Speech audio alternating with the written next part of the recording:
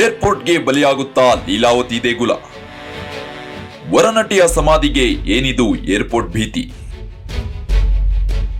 ಕನ್ನಡ ಚಿತ್ರರಂಗದ ವರನಟಿ doctor M Leelavathi ಅವರು ನಮ್ಮನ್ನಗಲಿ 1 ವರ್ಷ ಕಳೆದಿದೆ. ತಾಯಿಯ ನೆನಪಿನಲ್ಲಿ ಲೀಲಮ್ಮ ಪುತ್ರ ವಿನೋದರಾಜ್ ಸ್ಮಾರಕವನ್ನ ನಿರ್ಮಾಣ ಮಾಡಿದ್ದು, ಇದಕ್ಕೆ ಲೀಲಾವತಿ ದೇಗುಲ ಎಂದು ಹೆಸರಿಟ್ಟಿದ್ದಾರೆ. ಆದರೆ ಲೀಲಾವತಿ ಅವರ ದೇಗುಲ ನಿರ್ಮಾಣವಾದ ಕೆಲವೇ ದಿನಗಳಲ್ಲಿ ಸರ್ಕಾರದಿಂದ ಕುತ್ತು ಎದುರಾಗಿದೆ.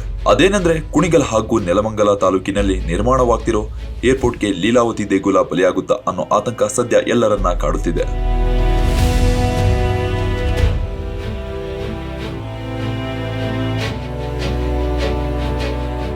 ಹೌದು, ರಾಜ್ಯ ಸರ್ಕಾರ ಈಗಾಗಲೇ ಕುಣಿಗಲ್ ಹಾಗೂ ನೆಲಮಂಗಲ ತಾಲೂಕಿನಲ್ಲಿ 2ನೇ ಅಂತಾರಾಷ್ಟ್ರೀಯ ಏರ್ಪೋರ್ಟ್ಗಾಗಿ 6,000 ಎಕರೆ ಜಾಗವನ್ನ ಗುರುತಿಸಿದೆ.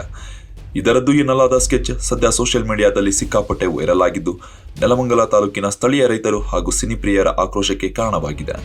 ಇಷ್ಟಕ್ಕೂ ಈ ಆಕ್ರೋಶಕ್ಕೆ ಕಾರಣ ಏನು ಅಂದ್ರೆ, ನಾವು ಆಗಲೇ ಹೇಳಿದಂತೆ ತಾಯಿ ನೆನಪಿನಲ್ಲಿ ನಟ ವಿನೋದರಾಜ್ ನಿರ್ಮಾಣ ಮಾಡಿರೋ ದಿವಂಗತ ನಟಿ ಡಾಕ್ಟರ್ ಲೀಲಾವತಿ ಅವರ ಸ್ಮಾರಕ ಸ್ಥಳಾಂತರಕ್ಕೆ ಸರ್ಕಾರ ಮುಂದಾಗಿದೆ ಅನ್ನೋ ಸುದ್ದಿ.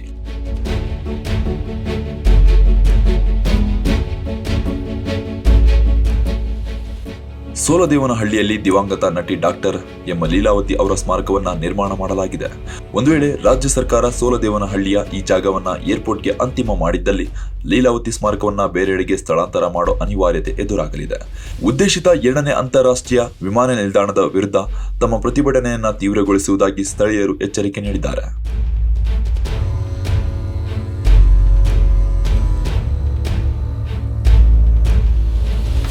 ಫಲವತ್ತಾದ ಭೂಮಿಯನ್ನ ಬಿಟ್ಟುಕೊಡಲು ಸಿದ್ಧರಿಲ್ಲ.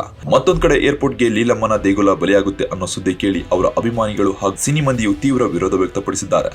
ಏರ್ಪೋರ್ಟ್ಗಾಗಿ ಕನ್ನಡದ ವರನಟಿ ಲೀಲಾವತಿ ಅಮ್ಮನವರ ಸ್ಮಾರಕವನ್ನ ಸ್ಥಳಾಂತರಿಸುವ ನಿರ್ಧಾರವೇನಾದರೂ ಸರ್ಕಾರದ ಮುಂದಿದ್ರೆ ಅದನ್ನ ಈ ಕೂಡಲೇ ಕೈ ಬಿಡಬೇಕು ಅನ್ನೋದು ಎಲ್ಲರ ಆಗ್ರಹ.